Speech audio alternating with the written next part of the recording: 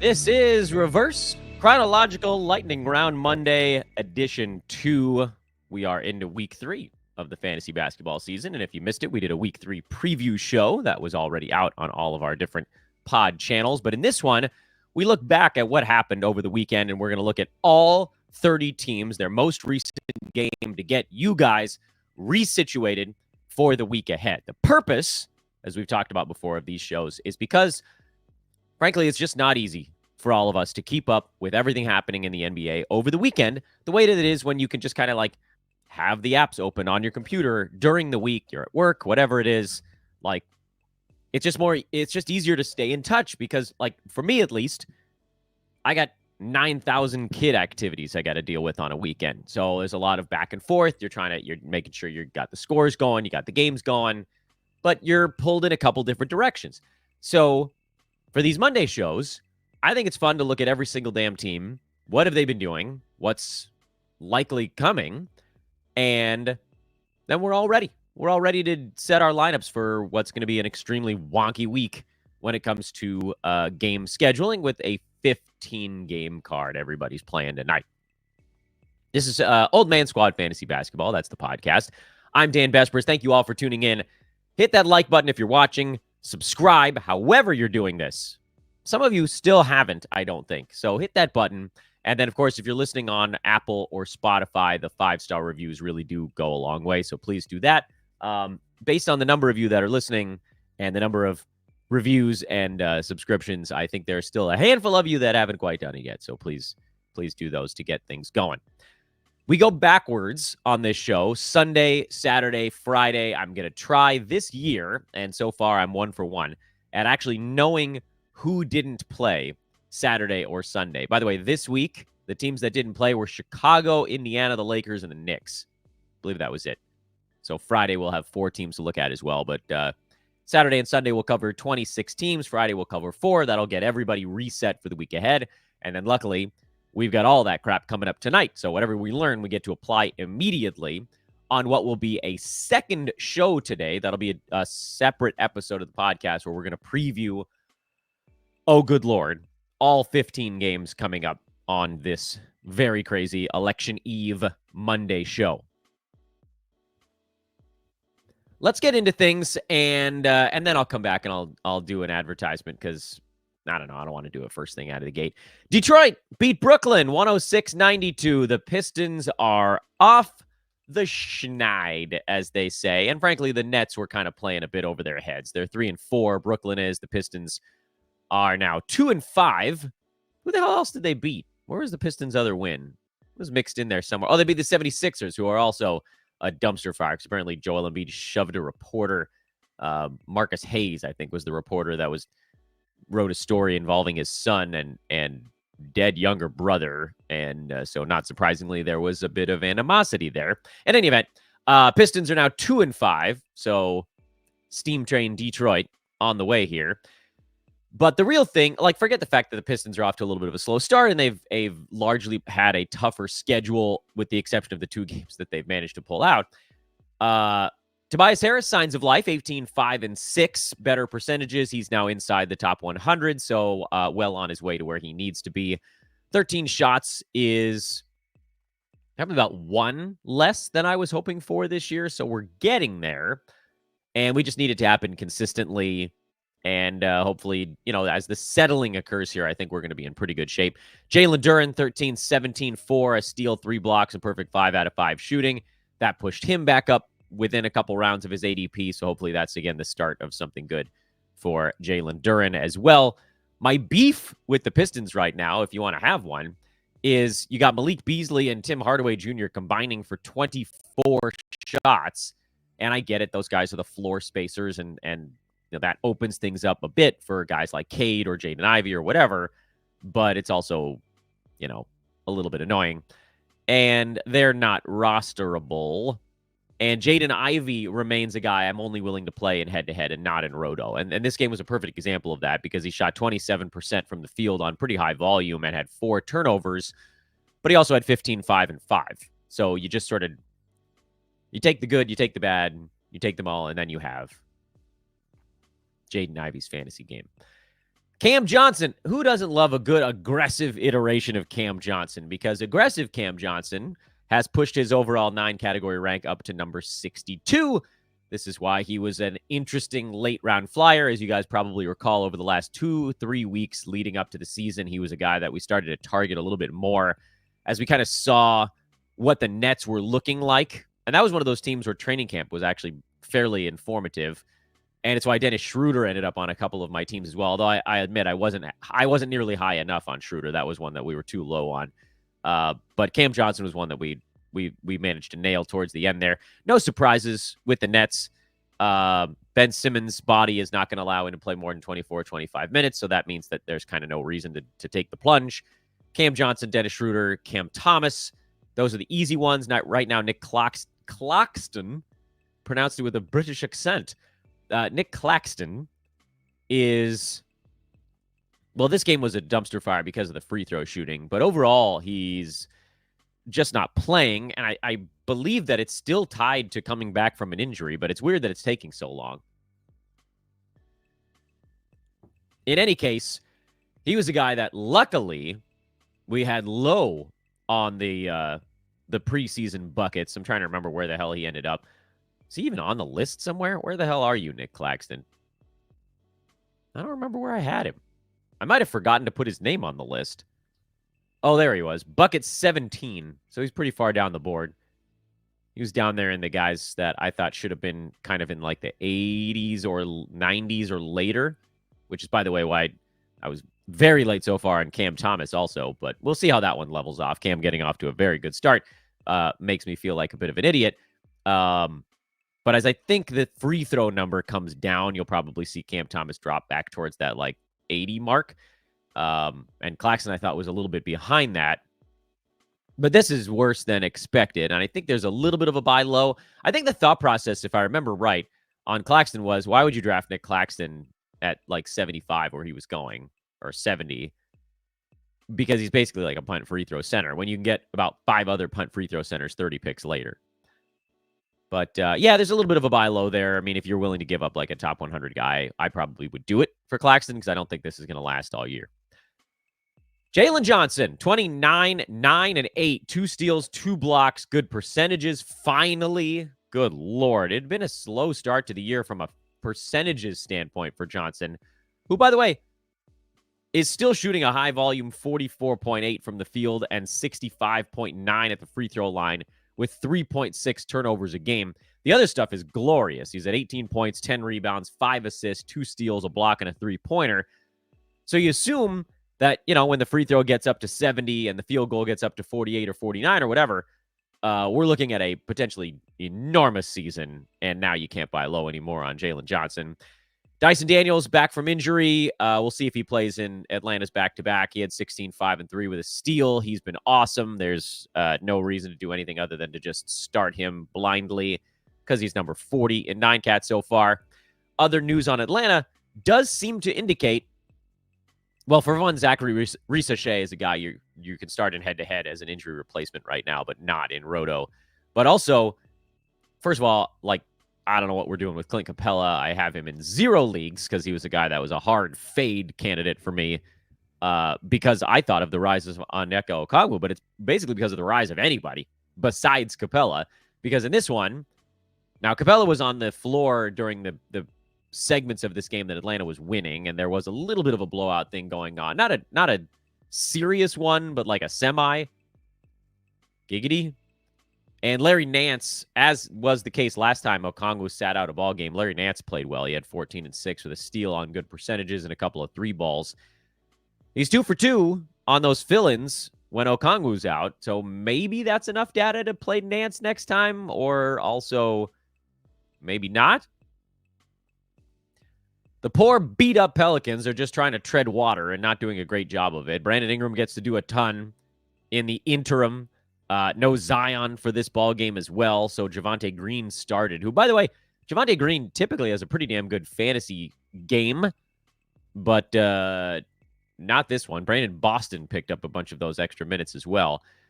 Yves Missi had 4, 6, and 3 with a steal and a block. He started a couple games in a row, which makes him intriguing, but he hasn't done a whole lot with it. And it almost feels like maybe he could rack up stats better as the I'm going to play 20 minutes and just try to block everything reserve. Not enough to, I would say, to make him a play. Alvarado's a guy I'm playing as a fill-in right now. A bad shooting game for Jose, but still had 7 assists, a steal, 9 points, whatever. And then Jordan Hawkins, who took 18 shots. He was also incredibly inefficient, but there's just enough stuff for those two guys to be a couple of my favorite injury plays. Orlando got blown out by Dallas, so I don't want to deep dive the numbers too much on this one. I'll just make it quick. I'm not picking up Tristan da Silva. And Wendell Carter Jr. tried to play through his knee tendonitis and then didn't really do it. Goga Batadze is still questionable, so you might get a one-day Mo Wagner situation. But again, your entire team is playing tonight, so if you're making a move, you better make it worth your while. I guess if you're in a roto league and you got infinite moves, you can kind of do with it whatever the hell you want. Meantime, Jalen Suggs, Franz Wagner, those are the only safe plays for Orlando right now with Paulo Banchero out for a while. I think if or when Wendell Carter Jr. can get himself right. Oh, he's strained a plantar fascia as well, so it looks like the knee thing got worse. So now there's a new thing on the docket. So, I don't know. We saw it last year 30 times or whatever. Wagner and Batadze split the center minutes when Carter was out. You're only doing anything if you know 2 of those centers are down, and it's possible that they will be. My hope, my outside fleeting hope, is that all of these injuries mean that they'll get Jonathan Isaac up to 20 minutes, but I still don't know that that's necessarily going to be the case, so you pretty much just sit on it. And for Dallas, no surprises. Klay Thompson did have 2 blocks. I guess that's a surprise, but he's been slowly coming down after that very hot first ball game. Still hanging on, 70 range, but it's been trending the wrong way. Luka finally had a better shooting game. He's ranked in the 40s right now because of percentages. They'll figure themselves out. Daniel Gafford, 18-8 in 20 minutes. This is why Daniel Gafford is on fantasy rosters. He can put up huge numbers in limited action. That's the power of the Gaff. He's still outside the top 100. Barely, because he's averaging 19 minutes a game. And then you've got Lively, who's also just outside the top 100. And they've kind of cannibalized each other. I prefer Gafford mostly because of the better free throw number, even if his minutes are consistently lower. And then I also am into PJ Washington. You guys know that. He's number 71. This wasn't a great game for PJ. Some of that was blowout stuff. He just sort of wasn't heavily involved on offense. But most of the time, he'll get his 8, 9, 10, 11 shots or whatever, and life will be fine. And PJ's still shooting just 25% of the free throw line. So I do believe that this number for him is sort of artificially depressed and should be fine. Someone in my Twitter mentions was like, why is Kyrie not scoring at all? But he's averaging 23 points a game. So I don't know that I necessarily agree with that sentiment. Yeah, it could be a little bit better. But, they've got Klay now. They've got PJ, as they had last year. They've got nobody else. Anyway. So that was Sunday. With the, I don't know. What do we think that, what I'll try to do here is kind of summarize at the end of each day what the biggest pieces of news were. And there weren't many from Sunday. Detroit and Brooklyn just kind of solidifying a few things. Duren and Harris slightly less by Lowy.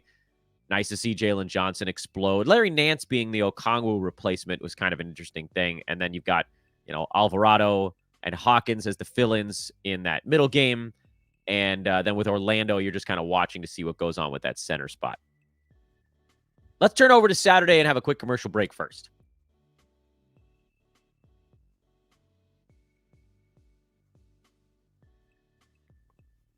Boston took care of Charlotte for the second time in as many days. Luke Cornett went huge in this one, and it hurt our guy, Al Horford, who's going to be alternating big games and quiet games from, every now and again. This one dropped him under the top 100, just barely. Typically, I think what you want really are more competitive games, because Boston's in more competitive games, you're going to see more Al. And in this one, Cornett just got going, but you're not picking him up. Don't be crazy.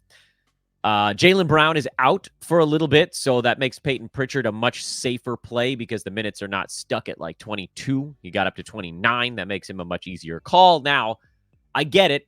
He probably was already at it in your league because he got off to that blistering 3-point shooting start, even in the lower minutes, and then found himself now in more minutes. And that's okay. If someone got him, it's not the end of the world. Pritchard will cool off at some point. He's not going to be hitting 5 3-pointers a night all season long. This is how the year goes. There are hot stretches. There are cold ones. It'll be okay. Charlotte's back. Brandon Miller, we'll see if he plays in their next one. The Basketball Monster has him with a questionable tag. I think he'll probably get in there, but I guess we'll see. LaMelo Ball continues to be very impressive, although the turnovers are a bit unsightly. And Grant Williams had his first shot at a center start, and it didn't go well. I think I would consider starting Grant Williams if he is the starting center with Nick Richards out for we don't know exactly how long, and Mark Williams still not super close to coming back. So consider Grant Williams as a possible injury play. Trey Mann, just 10 points on 9 shots with Brandon Miller back. This is sort of what we've been talking about. I know a few folks were in my mentions saying that I was too low on Mann and that he was going to be a guy all season long. Basically, I wasn't saying you're wrong. I was just saying we hadn't seen it, and it didn't look like it was going to be the case until Miller went down in that first game. And then Mann was very good while Brandon was out. But like one game, Brandon's back. Trey Mann, not that good. I don't think it's a coincidence.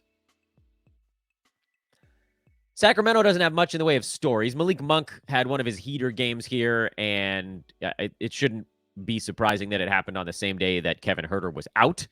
A little surprised we didn't see more Keon Ellis, but the lineups he was a part of were getting roasted, so Sacramento just kind of tried other stuff. De'Aaron Fox is, I don't know, like he's been fine so far this year. He hasn't been bad, but he's number 30 instead of number 20, despite 2.5 steals a game. And if that number does come down, which probably well assume it will, this is why there was a reason to do a little fade. A mini fade, not a huge one, but like, I'm not going to draft that dude at 22. I would have taken him in the 30s. DeRozan's been great, extremely busy with his new team. And then Malik Monk, I'm sure, is going to get added everywhere because of this massive, massive game, but he needs someone to be out for him to post the value that we all kind of want him to be.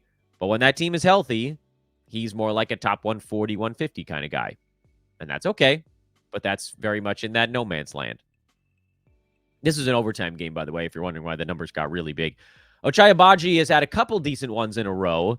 And, you know, he's got a shot to have fantasy value with Scotty Barnes out. I don't want to immediately write him off as a possible fill-in option here. Jonathan Mobo got a start and then didn't because, like, young dude league starting to exploit that.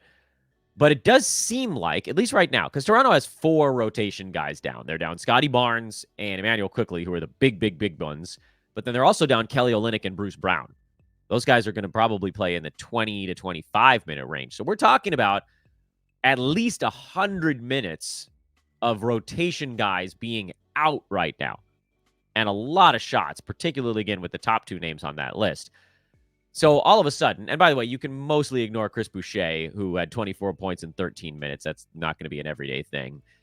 And Davion Mitchell, like, that's intriguing. He had 5 steals in this game. But is this a player that I really want to hitch my wagon to? Probably not. So we kind of loop around and around and around, and we try to pick out the names that are safe to play. And so Grady Dick is very much a safe play while all of these guys are down because he's getting 16, 13, 17, 26, 17 shots a night while guys are hurt. That's way more than enough for him to post value. But you're going to see Grady Dick's value progressively come down as guys come back because Quickly's not that far away, and Olynyk is probably behind him, or I don't know, Kelly.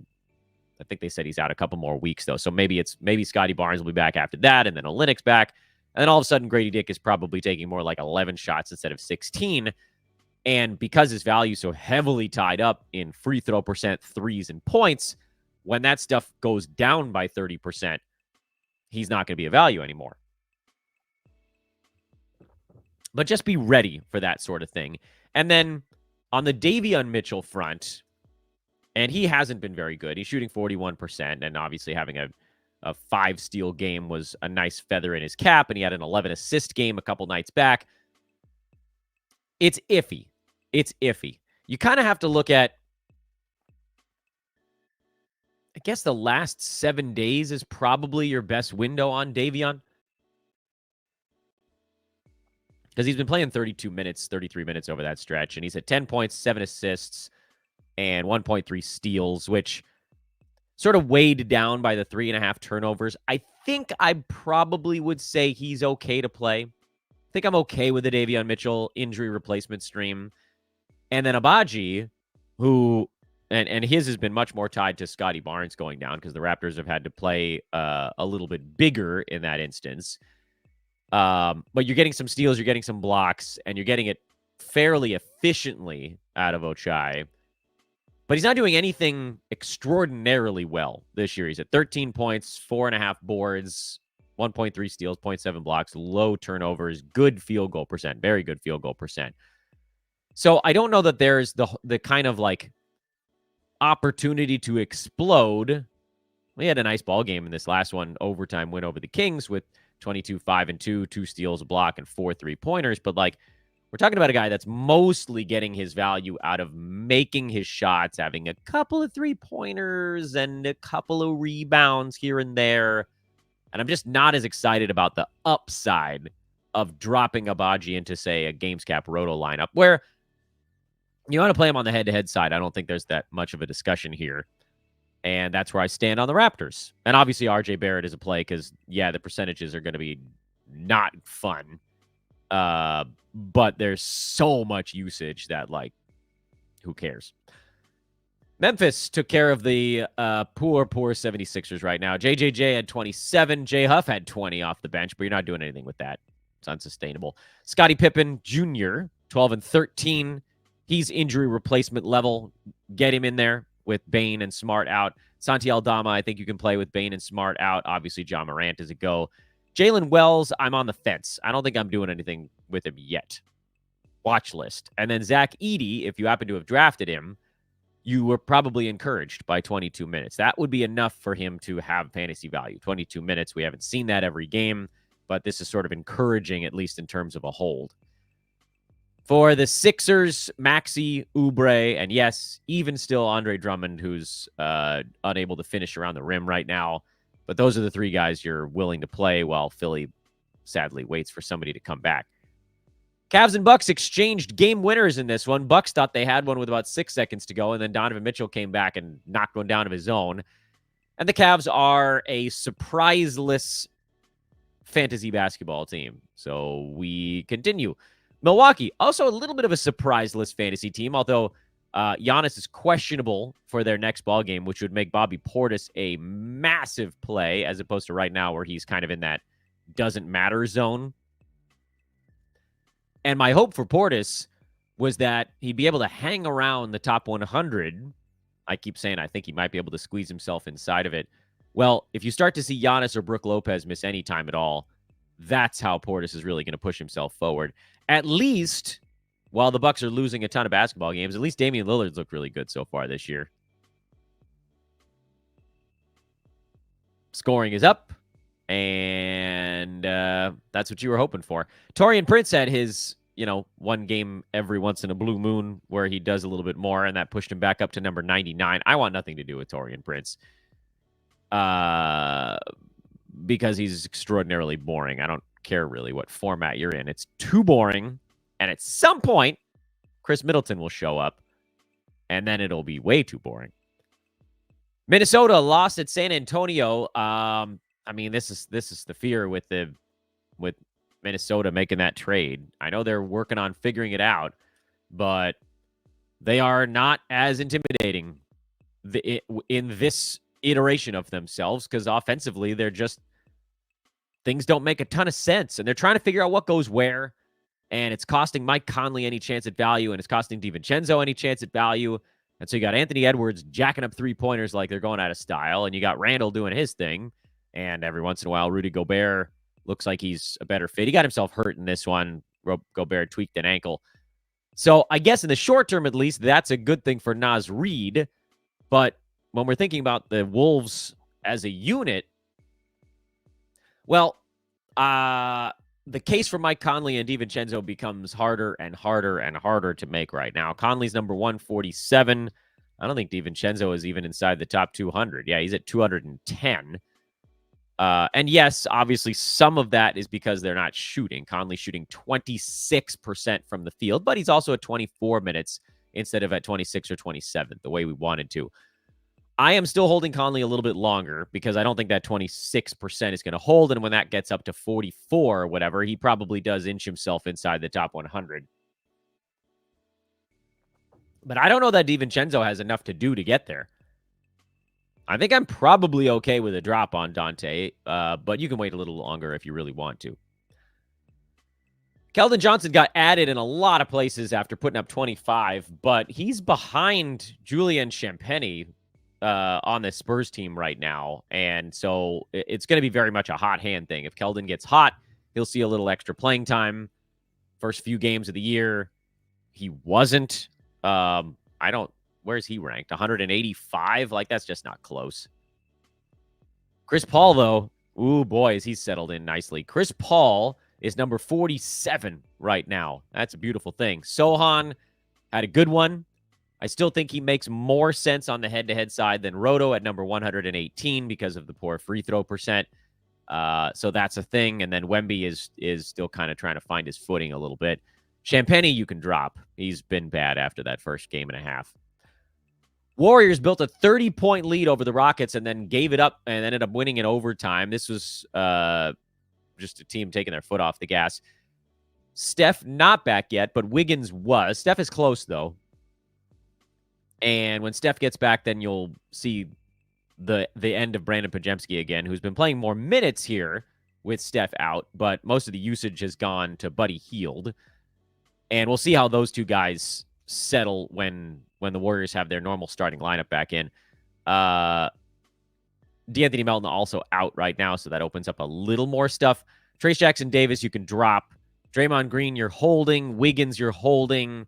Hield, you're holding to see what it looks like when Steph is back. But with Melton out, that might leave a little bit more for Buddy, who's off to, again, like, the shooting is not going to... He's shooting 52% and making 5 3-pointers a game. But just 15 shots in 22 minutes a night is not going to hold all season long. But you're not going to pre-drop there. That would be crazy. I have no problem if folks don't want to roster Podziemski. He's number 200 basically this year, despite playing 31 minutes. Like, there ain't that many more minutes for him. So, and I talked about this a bit on Twitter. The Rockets in this game, you saw the minutes get all screwball. Alperen Şengün only played 21. Dillon Brooks, 27. He fouled out in 27 minutes. Jalen Green, to nobody's surprise at all, had a bad shooting game. He was way overdue for that and dropped to number 76 in 9-cat. I still cannot possibly fathom a universe where Jalen Green is taking over 20 shots a game and the Rockets are having success. But no one can shoot on the Rockets right now. Freddie VanVleet is shooting horribly so far this year, and he's number 112 because he's shooting 28%. That's awful. I know he's not a good field goal percent guy, but 28% is outrageous. So anyway, starters didn't get to do as much, although VanVleet played a team-high 40 minutes, so he's the least of my worries on this team. And that is why Amen Thompson got 34 minutes and Tari Eason got 35. What do we do? Well, we've talked about Thompson being a very difficult hold. This hopefully buys a little bit more time.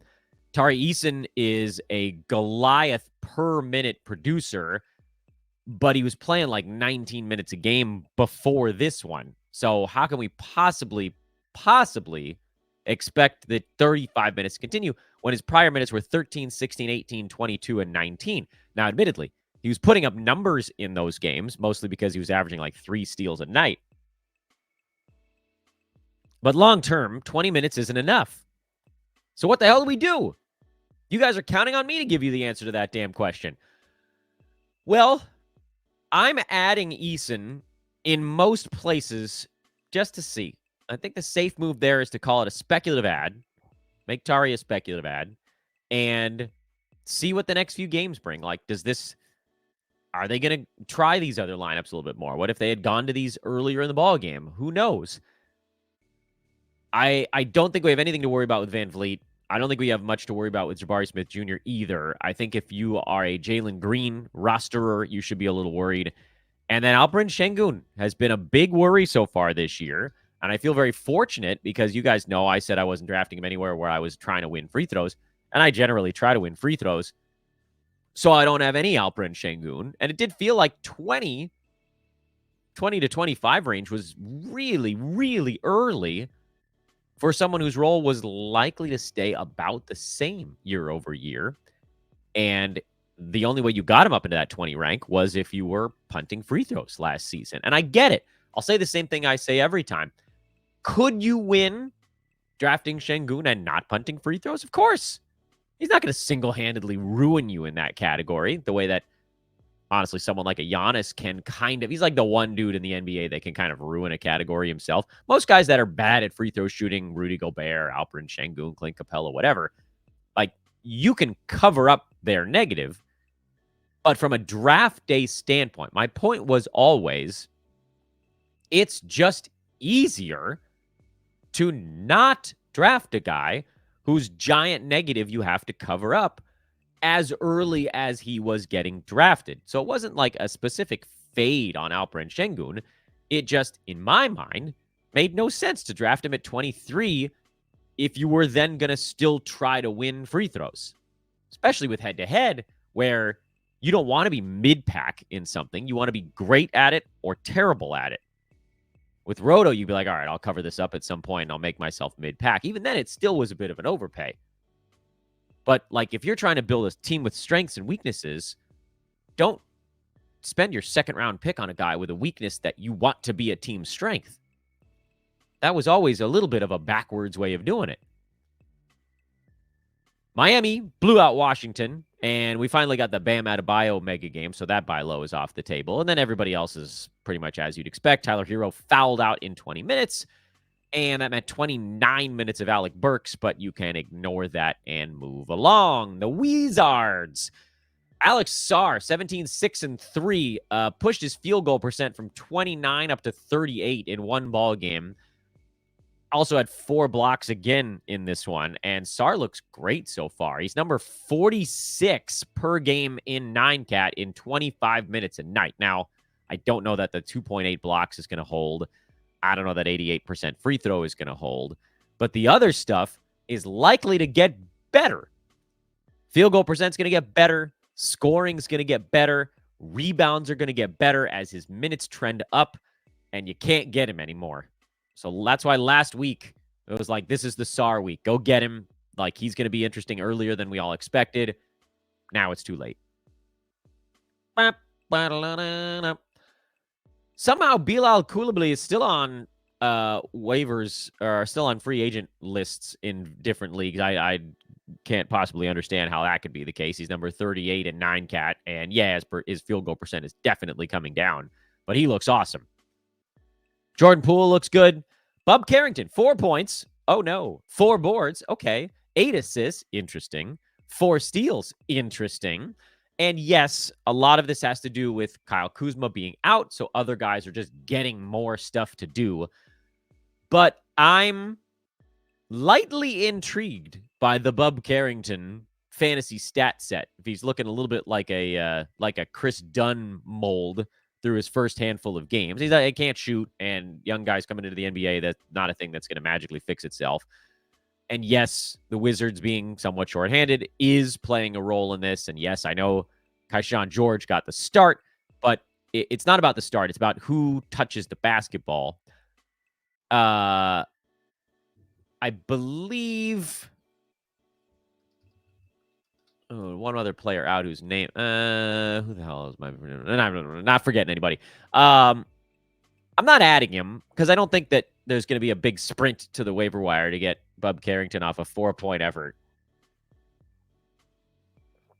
But let's put him right near the top of the watch list. Wizards suck, but they're kind of fun.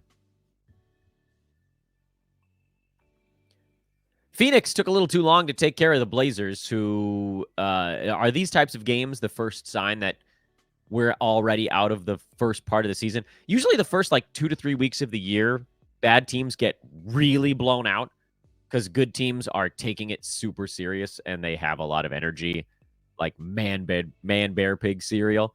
That's an old South Park reference. Or are the Blazers just a tiny bit better than we realized, but not good enough to actually topple any of these teams? In any event, Denny Avdia, you can keep playing him. He's going to be kind of fringy while Shaden Sharp is out. Simons was a little better in this one, but if you drafted him, you're going to start him. He was getting way overdrafted. Jeremy Grant bounced back a little bit. He's a sell high. DeAndre Ayton is fine. Tumani Kamara is filler level. We talk about filler guys. I want you guys to get used to my particular nomenclature. If I refer to someone, and frankly, Denny Avdia is kind of filler level right now as well, but with at least a little bit of upside. Filler guys are dudes that I expect to be ranked somewhere between about 100 and 135-ish, where you play them, you're fine. If you don't, you don't. Doesn't really matter either way. It's not going to hurt you. If you're falling behind in the games cap and roto, you can drop a filler in there to make sure that you don't. Head-to-head filler guys, if they have a 4-game week, are pretty useful. There's no excitement. There's no ticker tape parade for fillers, but they serve a purpose. And Tumani Kamara is a solid, very solid, trustworthy filler. Bradley Beal just in and out of lineups right now. We'll see if he plays in their next one. He's been pretty good so far this year. And good to see Devin Booker getting the assists going over the last couple of ball games. He's up to number 12. Is that right? Yeah, he had a couple of big ones and he jumped his way up the board. So that's nice to see. I still think Booker might settle back towards the end of the second round, maybe mid-third. But I drafted him in a handful of spots because I thought he was a pretty safe pick around 20. And now that seems better. Tyus Jones looking like a huge draft day steal. Yusuf Nurkic had 15 rebounds, but kind of pooped the bed and a lot of other stuff. He was on units in this game that won their time on the floor, and they needed him to deal with DeAndre Ayton. And so that might be the time. We may be looking at a situation with the Suns where Nurk is a plug-and-play guy. When you get the right matchup, you can drop him in there. He's going to have to bang with some big dude on the other side. But a lot of the games we're seeing so far, the Suns are going Royce O'Neal in a small ball line. You can call him the 5, or you can call Durant the 5, or whatever. No, I'm not adding Royce O'Neal. There was no way he was going to shoot whatever it was, 60% from downtown. And I also am, you guys know, very much out on Nurkic, but whatever. If you drafted him against my advice, I don't want to say you figure it out, but I don't think you need to roster him. Utah's really bad, but Walker Kessler had a huge double-double with 5 blocks, so at least there's that. John Collins had some decent numbers here in only 22 minutes with Lauri Markkanen still out. Kyle Filipowski, Cody Williams, neither one of those guys was ever worth an ad. Colin Sexton, only 25 minutes. Some of that was the blowout, but only 6 shots is the part that is upsetting because Johnny Juzang got 9 shots and 17 points and 6 free throws. Utah's in heavy early season tank mode here. This is what I like to call the pre-tank. Those of you that have listened for a long time, you know that term. I've used it before. Utah's going to rack up some losses early where they can. And then the hope, of course, is that down the stretch, they can play whoever the hell they want and not have to worry about it. And they haven't won a game yet, so that's certainly a way to pre-tank. But what does that mean? Well, it means there's going to be a lot of Keontae George learning curve games. This one was a little bit better, at least, thank goodness. And, the good is, Walker Kessler is going to probably get a longer leash because the team doesn't care if they're winning or losing. And someone like a John Collins is almost definitely going to get moved or waived or something this year because there's no point in him being there. I don't know what it means for someone like a Jordan Clarkson, who feels like they just want him around as a veteran, so maybe that could happen with Collins as well. But it does scare me on Colin Sexton. I remember after that first game where his minutes were low and Clarkson and he split them, that was that uh-oh moment. And the uh-ohs are still there. I think you got to hold a little bit longer. But I am afraid that Colin Sexton might end up on waiver wires in the next 2 weeks. Christian Brown, guys, he did it again. He did it again. I'm going to yell that after every game he does it. He did it again. Brown doesn't have a miss yet. He's due. Sure, he's going to have a down game at some point, but dude's number 55 at 9-cat, and he's been good in all 6 games so far. Go figure. Russell Westbrook. Oof. Oh, man. 2 out of 11 shooting from the field, 0 for 4 free throws, and 4 turnovers. What are we? Yikes. I know he had 5 steals, but yikes.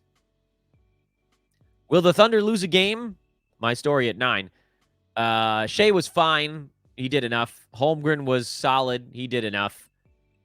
Jalen Williams was solid. He did enough. There's a lot of they did enough going on here. This was just a low-scoring, kind of ugly basketball game.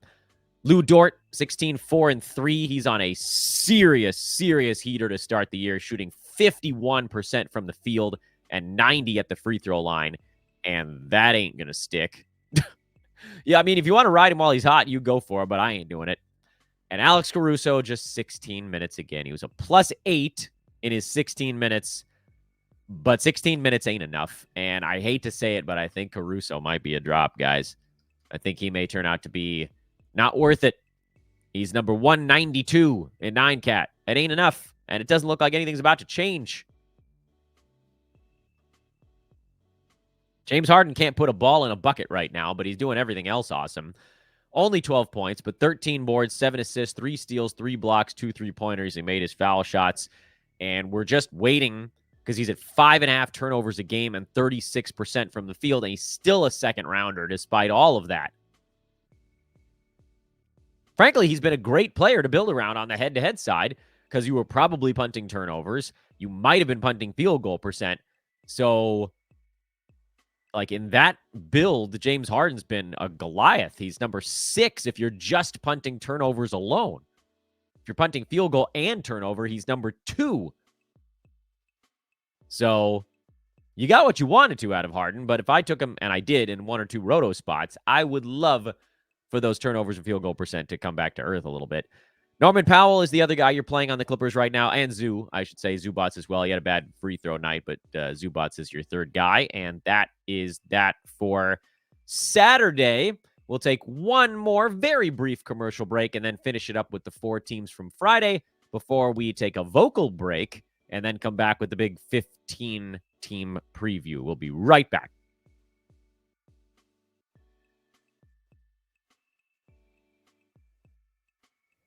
Okay, just 4 teams that didn't play over the weekend. The New York Knicks were one of them, and their last game was a blowout, which didn't teach us much. It was good to see Jalen Brunson have a better ball game because, look, I faded Brunson, but he wasn't going to be as bad as he was to start the year. This pushed him up to number 90. That's how bad it was before this ball game. Mikal Bridges has been a pleasant surprise. I dodged him because I wasn't sure what the hell his role was going to be. And right now, it's sort of the perfect blend of efficiency and other stuff. I don't know that that's going to necessarily hold as good as it has been, but it's off to a very nice start. And basically for the Knicks, you're starting the starters. That's an easy call. And Cat is number 4, which is a huge surprise. I don't think the 55% from the field is going to hold. But a lot of the other stuff looks really, really good on him. And like a lot of it's pretty repeatable. Calling him a safe second rounder may have been way too low. My apologies, friends. Although, again, like, there's sort of this 2 ways of looking at it. I wasn't going to shy away from Cat. And I had him in there with Donovan Mitchell, Kevin Durant, LaMelo Ball, bucket 7. So I was pretty high on him. But, boy, he's beating that, too. Forget who else I said didn't play over the weekend. Lakers had their overtime game. And the usual suspects. Although Rui's cooled off a little bit, which I think we all kind of assumed was going to happen. Now he's down to 125 because the field goal percent has fallen off a cliff. He is one good shooting game from being top 90 again, so I'll stick with Rui for now. I think he's... But I'll tell you what this is confirming for me is that when Jared Vanderbilt comes back, if it ever happens, the ghost of Jared Vanderbilt, if he ever haunts the floor again, then I think Rui is almost definitely not going to be a play. Because right now he needs the full starters minutes to get there. And even with the full starter minutes right now, he's still kind of borderline. But D'Lo woke up a little bit in this one. That was good to see. 19 and 6 with 3 threes. He's been actually terrifically efficient. Everybody's like, what's wrong with D'Angelo Russell? Well, he's shooting 40% from the field, but the other stuff's been really good. 6 turnovers, only one, or 6 assists, only 1.5 turnovers a game. He's making his free throws. We just got to get the involvement up a little bit. And a big piece of positive news on D'Angelo Russell, like maybe the biggest reason to buy low on D'Lo, is that the Lakers specifically changed their rotations for this game to get D'Lo and Anthony Davis on the floor together more. So there's more Austin Reeves, LeBron James pairings and more D'Lo AD pairings, which is really good for D'Lo because you run a D'Angelo AD pick and roll, which is going to be the offense a lot when they're on the floor together. And that means he's going to be making a lot of the decisions. That's more assists, that's more shots. It's going to free him up to be a little more of what we expected. Two other teams that didn't play over the weekend, Chicago and Indiana. We'll do a fast scroll here for those on YouTube. The Bulls are not a team with a ton of surprises going on. Josh Giddey off to a very poor start so far this year. He's number 166, but a lot of that's the percentages. The other stuff is fine, which sort of leads us to the how much you're willing to offer to buy low on Giddey. I think the field goal percent probably creeps up towards he's taking 3-pointers, so that maybe it doesn't get all the way up near 50. Maybe we're going to get up to like 46, 47. Free throw is not going to be high volume 56. That's the big one on Giddey. And so let's assume he gets up pretty close to league average. If you just fix the free throw percent on Josh, he ends up right around the edge of the top 100, which I think maybe you could get him for like a guy that you drafted near 120 who's outperforming and is like number 75 or something like that. See if you can get Josh Giddey. I'm not super high on him, mind you, but I think he'll be, I mean, he's going to be better than 166, and his numbers are sort of being mushed in the wrong direction by that really awful free throw start, assuming it comes back, which we do. Io DeSumo is a watch list guy for me. He's playing more minutes with Lonzo Ball out, but I don't know that there's enough stuff for him to do. And then obviously Kobe White, Zach LaVine, Vooch, those guys are all humming along in a perfectly reasonable clip. And Indiana, Aaron Nesmith out for a couple of weeks with an ankle sprain. Isaiah Jackson blew out his Achilles over the weekend, and so he's out for the year. Who am I forgetting? There was one other player that went down on this team that, Andrew Nemhart, dealing with knee soreness. And then, of course, they've had other guys that are out already. So you got a new minute distribution in this game. Indiana, for the first time in a really long while, is a team that I want us paying close attention to. And I'll talk about this more when we do our preview show in a few minutes. But obviously, you got Halliburton off to a slow start, hopefully starting to show signs of coming around. We'll get there with him. Miles Turner had a bad game, but he's obviously a play. And Pascal Siakam is obviously a play. Those three guys are locked in. You don't have to worry about that. But now, with Nesmith out a few weeks and Jackson out for the year and Nemhard nursing a thing, and he might be back for the next ball game, but you've got stuff suddenly available where Benedict Mathurin had 19 points. He's had a couple high-scoring games in a row. Ben Shepherd had 20. TJ McConnell played 22 minutes. Very different than 18 for him. Let's watch this Pacers next ball game. We might get a McConnell fill-in. We might get a Mathurin stream. We might get a Shepherd stream. I don't think I'm going to do anything before their next ball game. But this one coming up tonight is going to give me some measure of confirmation one way or the other. Either no, we don't want to venture into these goofy waters, or yes, there is finally an opportunity for us to wiggle something, just wring some fantasy value out of one of those replacement level dudes. Whew, and that was your 30-team weekend recap. We had a lot of stuff that went down. Pacers are a watch list team. Lakers, you got D'Lo. If we're going to sum up the Friday stuff we haven't talked about. Knicks, you're starting the starters. Saturday was obviously the big one. If we're going to do a world's fastest recap on Saturday, Peyton Pritchard with Jaylen Brown out is a guy that worked his way onto the list. Trey Mann is probably about done with whatever he's got going on. Toronto, Davion Mitchell and Ochai Agbaji are sort of like in the mix for streamable plays right now. Scottie Pippen Jr. and Santi Aldama for Memphis are guys that are probably streamable plays. Uh, Minnesota, DiVincenzo, Conley, these guys are now, for me, on the chopping block. If Gobert misses time, you got a big Nas Reed thing going on. No, I'm not into Keldon Johnson. Who are the other big stories from Saturday? Houston, the bench guys probably bought themselves a little bit of time on teams. That was a big storyline from Saturday. Wizards, watch list, Bub Carrington. Utah, I'm worried about Colin Sexton. That's a story. And yeah, that's probably about it. So, not I think we're probably in one of those little pockets where there aren't a ton of really key, like, oh, rotation piece ad, but a lot of injury ads right now. That's the biggest reason to know what's going on with every team, because injury ads are in a big upswing. And probably the funny thing is that as the injuries taper off a little bit over the next week or two, you'll see kind of the list grow and then the list shrink. That's when you probably see teams start to change who they're playing as well. 50 minutes is enough minutes, and I forgot to do my advertisement for our sponsor. So I'm going to do it at the end here, for even though I don't know if it's going to count. But BetOnline is the world's most trusted betting platform and your number one source for online betting. From the earliest odds to in-game live betting, BetOnline provides you with all the action and the ability to watch the games and bet on them as they happen.